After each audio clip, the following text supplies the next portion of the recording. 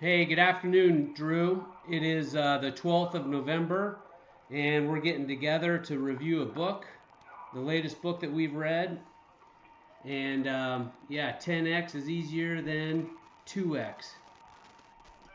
Fantastic book. This is actually the third time we're reviewing the book um, because there's so many great concepts in there that we just want to keep on pounding on them and relating them to our lives. And Benjamin Hardy and Dan Sullivan have done a phenomenal collaborative creation of a book that's been transformative to myself already, and I'm looking forward to the months and years ahead of trying to apply these tools and principles. Funny thing is I went to a KU football game yesterday. Unfortunately, they lost. Last second loss for the day. But I was hanging out with three other special forces buddies, and one of them is running a nonprofit, Mike Kenny, and his nonprofit's called Warriors Ascent. And he just read the book 10x is easier than 2x, and it was recommended to him from a bunch of leaders that are trying to mentor and coach him to improve and expand his business portfolio. So I thought it's pretty cool that we were delving into a cutting edge book, just through our own research and whatnot. But pretty fantastic book from my take. What's your initial assessment? Well, man, good morning to you too, man. Veterans Day was yesterday. I want to thank you for your service and tell you that I'm just really happy to have you in my life. What a blessing to be here. What a blessing to be discussing this book. 10x is easier than 2x. And at first, that title threw me off a little bit. 10x, I mean, is this a math problem? Is this algebra? Do I need to solve for x? And maybe that is something that I need to look at in this book. How do I solve for x in my life? What is x in your life? But it's basically saying living life on a higher plane where you're developing your unique ability is better and easier than living life trudging through the mud. And working for minimum wage is much harder than being the CEO. I know this, but the question it really poses to us and challenges us with is, can you dream a dream big enough for your life to get you out of the minimum wage, trudging through the mud, paycheck to paycheck, scraping by for energy you happen to have, and live life on that other level? I can give you mechanics, or this author, Benjamin Hardy and Dan Sullivan. They give us mechanics, they give us things, but ultimately it comes down to us. It comes down to me. I'm going to relate a few things from my background, my life, of spending most of my life in prison. And how did I make 10x moves in my life? How do you really transition? I'm in the Department of Corrections. Does the department actually correct me, or is that something that happens inwardly? And this is what I do know. Nothing in our outward life changes until there's an inward change. You have to have a 10x vision in your heart before you can walk in a 10x, reality. So yeah, this is the third time we're going to be talking about this book. Really appreciate it. Really appreciate these two authors that wrote it. Impacted my life. I don't know if they wrote it thinking about a guy serving a 27-year sentence in prison, but it found its way to me, and I'm glad it did. So I'll hand it back to you. Hey, thanks, Drew. Yeah, that's what we sort of provide here through this medium, recording these videos, making little video shorts, and soon we'll be publishing some blogs. Is providing our two different perspectives that we have on these big ideas. Actually, I like calling them good freaking ideas, because they can be transformative for the people that actually listen to and try to adopt them inside of their lives. And just to add on to what we've already talked about in previous weeks, one of the concepts that Dan Sullivan brought up is he said that there's a tool called the 4 C's that he thinks is really relevant to actually doing 10x jumps. And those four things that he says that you need to consider is: number one, commitment. is going for something that is taking you outside of your comfort zone, and really, looking, and previously we talked about learning curves, taking the jump and going for it, realizing that your competence and confidence might be lacking in this space, but you're going to be committed to going for that higher level goal, dreaming big like you just talked about. Now, to really do that well, you also have to muster courage to go after it. So it's the combination of commitment and courage as you're going up that learning curve that's going to determine how long it's going to take you to get that to that next level of excellence. But as you're climbing, your confidence is going to start compounding, and you're going to get better and better. And then as you do that and you start developing aspects of mastery, then your confidence starts settling in.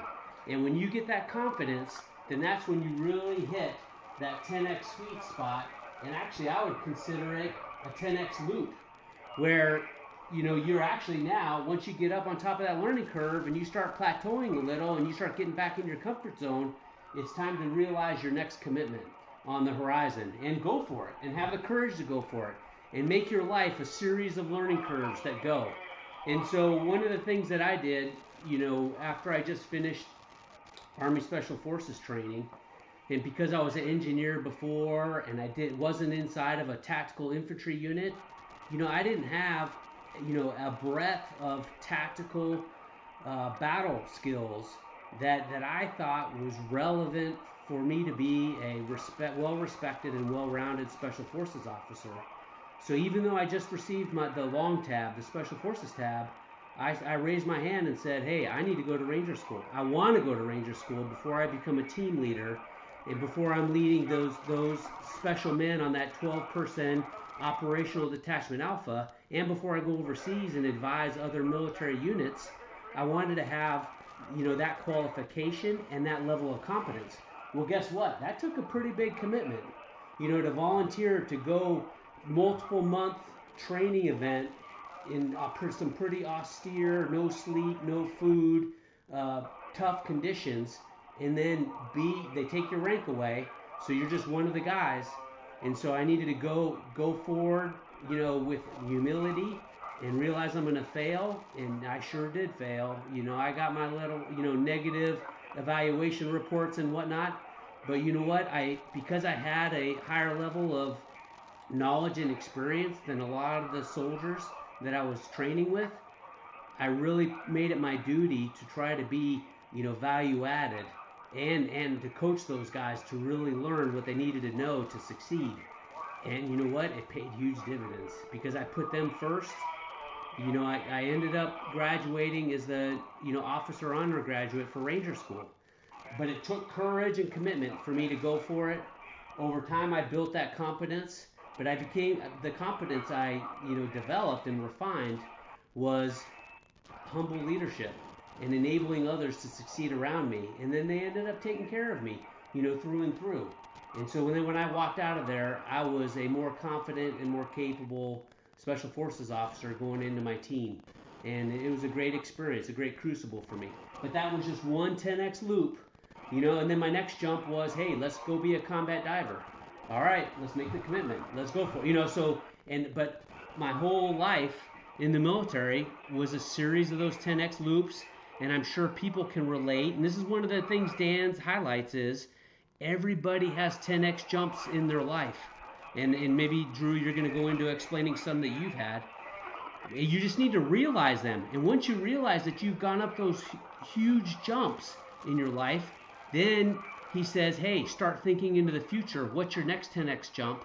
Don't be complacent. Challenge yourself. And that's the crux of being an entrepreneur, is you have to be willing to go for it, and then pick out the mountain you're going to climb and commit to it and go with it full on with all your courage.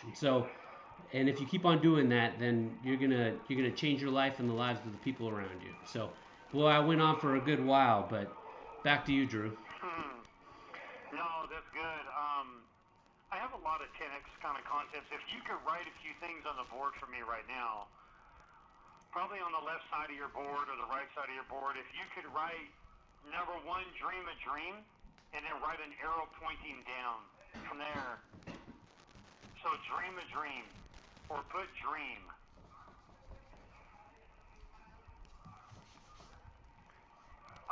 dream, put pathways thinking.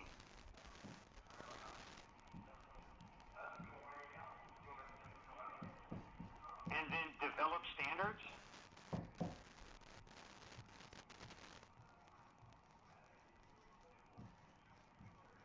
Gap and gain perspectives.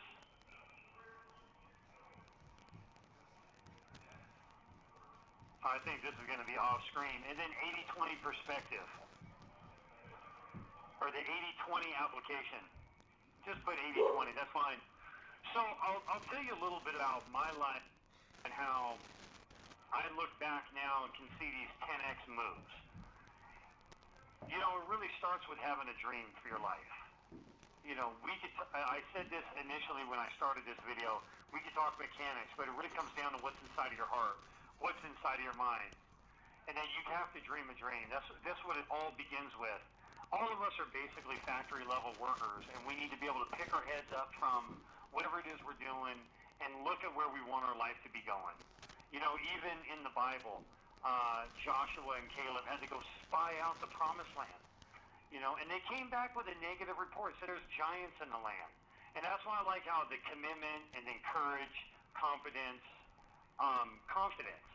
You know, they came back lacking confidence. They had no courage, except for two of them. Likewise, in that story, we need to go see and spy out a land. What is it you want for your life? What is it you want to achieve? What standard of living? What kind of impact or influence would you like to have in this world? That's that 10x move. And it begins with having a dream. For me, it started in the depths of prison and closed custody, or what a lot of people would just relate to as maximum security. Walking the track, recognizing how devastated and destroyed and deprived my life was, I had to get up and dream a dream. And I had to think about, you know, Drew, if you could do life over, who would you be? What would you be doing? What kind of legacy would you leave? I was around a handful of guys that were also asking themselves these same questions. And I'm going to tell you right now, when you want a better answer in your life, you have to ask yourself a better question. And it wasn't until I had already ruined my life and was at a place of almost, I mean, I don't want to say hopelessness. There's always hope. But feeling a sense of hopelessness, that I started asking myself the questions that would give myself better answers. And in this context, talking about this book, asking myself questions that would lead me to 10x moves in my life. And after dreaming a dream, it led me, because once you could dream, once you could get hopeful, once you can develop a vision, your mind switches into pathways thinking. And you start thinking, how do I get from here to there? And it doesn't matter if it's like, I want to get in shape, I want to be fit, I want to be healthy. What do I need workout shoes? Do I need workout pants? Do I need a gym membership? How about creating the availability in my schedule to even work out?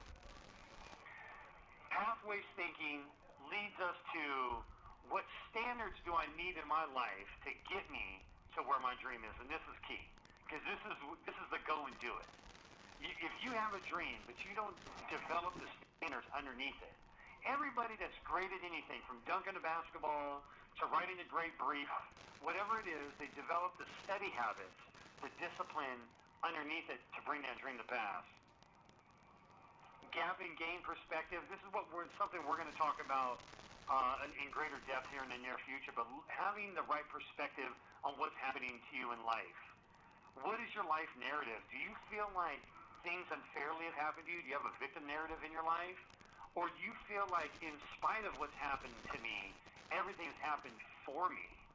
And it's actually the things that I've been through, even the difficult things, have qualified me. Ranger school is difficult. Special Forces training is extremely difficult. But it's in that difficulty that qualifies you to serve at these higher levels. And then the last thing is the 80-20 application, or what's called the Pareto principle.